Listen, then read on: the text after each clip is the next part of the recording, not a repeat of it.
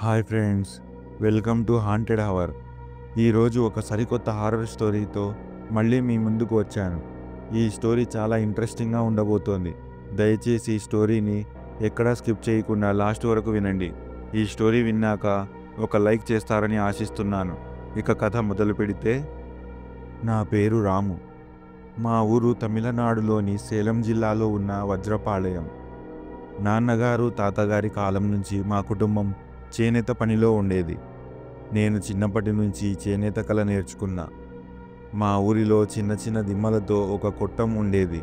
అందులోనే మేము నేతల్ని తిప్పి రంగు వేసి బట్టలు తయారు చేసేవాళ్ళం. చేనేత అంటే కష్టంగా ఉన్న పనే. మొదట గుంతల నుండి పత్తిని తీసుకొని దాన్ని నూలుగా తిప్పడం, ఆ నూలుకి రంగు వేసి చక్రంలో నుంచి డిజైన్లు కడతాం. అది ఓ కళా నైపుణ్యం. అది 1970వ ఏట మేము తయారు చేసిన బట్టలు సేలం నుండి ఒక 30 కిలోమీటర్ల దూరంలో ఉన్న ఓ చిన్న గ్రామం ఉండేది. ఆ గ్రామంలో ఒక పెద్ద జాతర జరిగేది. ఆ జాతరకు తీసుకెళ్లాలంటే అప్పట్లో వాహనాలు ఏవి ఉండేవి కాదు. ఏదైనా సైకిల్ మీదనే వెళ్ళాల్సి వచ్చేది. ఇంతకు ముందు చాలాసార్లు జాతరకు బట్టలు తీసుకెళ్లాను. సుమారుగా మా ఊరి నుండి జాతర 30 కిలోమీటర్ల దూరం ఉండటంతో సాయంత్రం నుంచే ప్రయాణం చేయాల్సిందే. రోడ్డు లేని వేళ వాహనాలు చాలా అరుదు. సైకిల్ మీదే 30 కిలోమీటర్లు ప్రయాణించేవాణ్ణి. ఆ రోజు కూడా 4 గంపల చేనేత బట్టల్ని కప్పుకొని సైకిల్ మీద ఎక్కి ఆ ఊరి నుండి ఈ ఊరికి ప్రయాణం మొదలుపెట్టాను. ఆ రాత్రి గాఢమైన రాత్రిలో చల్లని గాలి వీస్తోంది. దారిలో దీపాలు కూడా లేవు. చేతిలో బ్యాటరీ లైటు. చీకటి ఒక్కోసారి నన్ను పీల్చేస్తున్నట్టు అనిపిస్తుంది. చంద్రుడి వెలుతురు చెట్ల నీడల్లో మాయమైపోయింది. గాలి మెల్లగా వీస్తున్న చల్లదనంలో ఏదో గుబురుగా ఉంది. మధ్యలో వెంకాయత్తుల చెరువు అనే ప్రదేశం వస్తుంది. అక్కడ పోయిన సంవత్సరం జాతర జరిగేటప్పుడు అక్కడి నుండి వస్తున్న ఓ యువతి యాక్సిడెంట్లో చనిపోయిందట. కానీ ఆ రాత్రి నేను దారిలో ఆలోచించుకునేటప్పుడు చెరువు పక్కకి రాగానే నన్ను ఏదో తడివాటం పట్టేసినట్టయింది. గాలి ఒక్కసారిగా గట్టిగా ఊపిరాడినట్టు అనిపించింది. సైకిల్ ఒక్కసారిగా బరువెక్కినట్టు అనిపించింది. ఎంత బలంగా తొక్కుతున్నా సైకిల్ మెల్లిగా ముందుకెళ్లడం మొదలైంది. ఊపిరి ఆగిపోతుందన్న భయం వచ్చింది. మోకాలిలో ఒత్తిడి పెరిగింది. ఒళ్ళంతా తడిచిపోయింది. వెనుక ఎవరో నన్ను పట్టుకున్నారు. నా మెడ చల్లగా తాకింది. ఒక్కసారిగా ఒళ్ళంతా రోమాలు నిక్కబొడుచుకున్నాయి. నేను సడన్గా సైకిల్ ఏంటి ఇలా బరువెక్కిపోయింది అని ఆలోచించుకుంటూ వెళ్తున్నప్పుడు మొదట బట్టల కట్ట వెనకాల సైకిల్ నుండి జారినట్టు అనిపించింది. అలాగే ఆగకుండా ముందుకు వెళ్ళాను. కానీ ఒక 15 అడుగులు వెళ్ళిన తరువాత మళ్ళీ అదే స్పర్శ. కానీ ఈసారి మెడ మీద స్పష్టంగా ఉక్కిరి బిక్కిరయ్యేలా తాకింది. చెవిలోకి ఎవరో మెల్లగా ఊపిరి తీస్తున్న శబ్దం వినిపించింది. ఒక్కసారిగా నా బట్టల కట్ట విప్పుతున్నట్లు అనిపించింది. నాలోని ఒక్కో అణువణువు పగిలిపోయినట్టు అనిపిస్తుంది. వెనక్కి తిరగగానే ఎవరూ లేరు. కానీ కాసేపటి తర్వాత రాము, నన్ను తీసుకెళ్ళు రాము అని ఎవరో చెవిలో గుసగుసలాడినట్టు వినిపించింది. అంతే, ఎక్కడ లేని భయం నన్ను ఆవహించింది. శరీరం అంతా కూడా ఒక్కసారిగా జలధరించిపోయింది. నా కాళ్ళు చేతులు అంతా తేలిపోతున్నాయి. నేను వణుకుతున్న స్వరంతో ఎవరు ఎవరు నాతో మాట్లాడుతుంది, ఎవరూ కనిపించరే అని అరిచాను. ఇటు రాము, నేను ఇక్కడే ఉన్నాను, చూడు, నీకు స్వరం వినిపించింది. మెల్లిగా వెనక్కి తిరిగి చూశాను. అంతే, నా గుండె ఆగినంత పని అయ్యింది.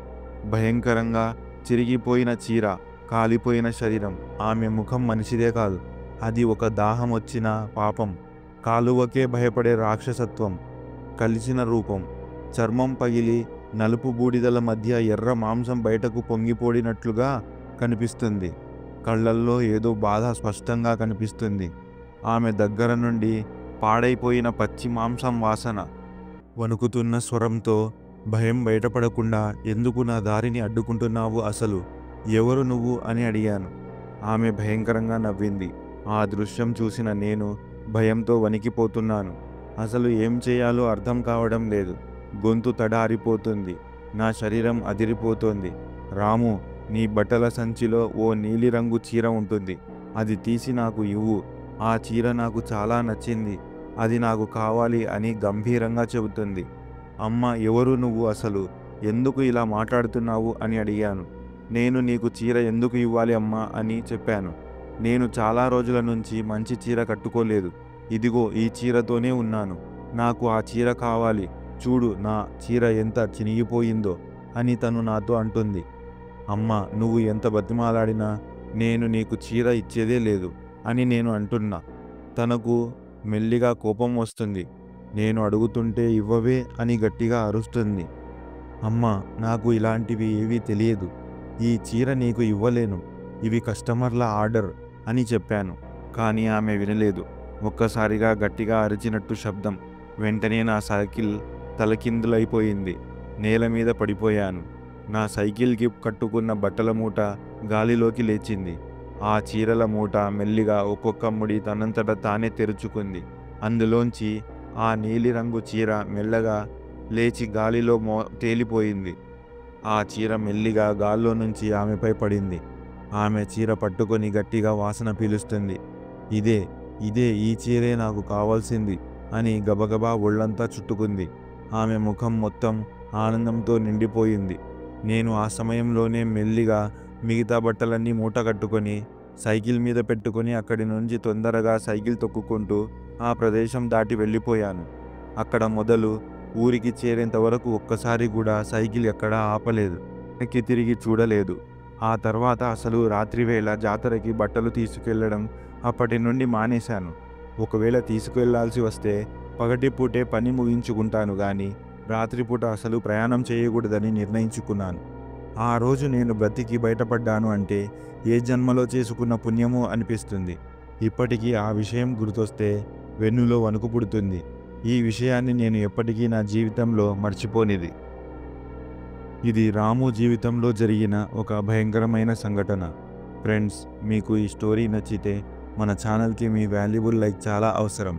ప్లీజ్ లైక్ చేసి మరిన్ని హారర్ స్టోరీస్ కోసం మన ఛానల్ని సబ్స్క్రైబ్ చేసుకోండి. చాలామంది మన వీడియోస్ ఇష్టపడుతున్నారు. అలాగే మా కోసం ఒక సబ్స్క్రైబ్ని మీ నుంచి ఆశిస్తున్నాము. ప్లీజ్ సబ్స్క్రైబ్ చేసుకొని మరిన్ని హారర్ స్టోరీస్ నోటిఫికేషన్ కోసం పక్కనే ఉన్న బెల్ ఐకాన్ని క్లిక్ చేయండి. హారర్ స్టోరీస్ ఇష్టపడే మీ ఫ్రెండ్స్తో షేర్ చేయండి. మీరు ఇచ్చే సపోర్ట్ మాకు మరిన్ని హారర్ వీడియోస్ చేసేందుకు ప్రోత్సాహంగా ఉంటుంది. ఇంకొక మంచి హారర్ స్టోరీతో మళ్ళీ మీ ముందుకు వస్తాను. Stay tune.